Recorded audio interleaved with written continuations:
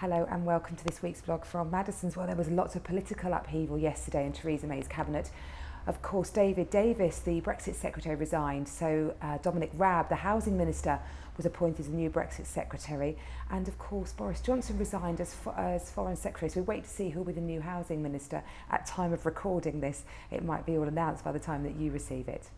But looking more specifically at the property market, well, we've reported recently how sales of property of £1 million plus have reached new levels lately. But interestingly, there are 16 areas in the UK where there has not been a sale of a property for more than £1 million over the last 10 years.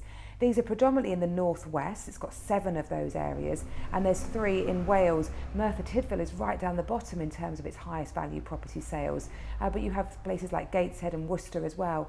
And estate agents say that they see lots of people relocating to those areas when they're retiring from affluent southeast areas, simply because people can get a lot more for their money. But also it's really popular for buy-to-let investors.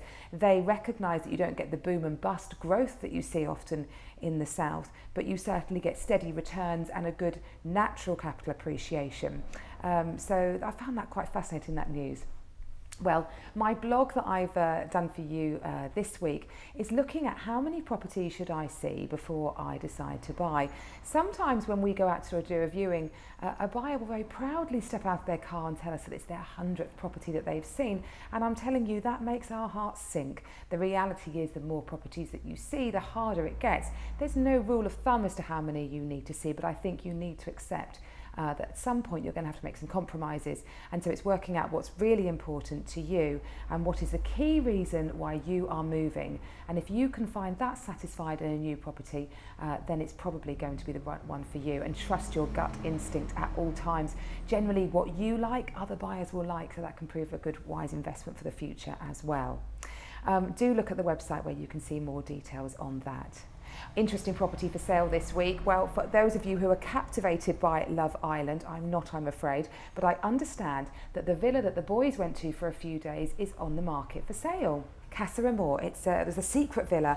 It's just on the east coast of Mallorca near Manacor, and it's a really wonderful modern finca. It's got a fabulous southern exposure and elevated position, so it gives these wonderful panoramic views.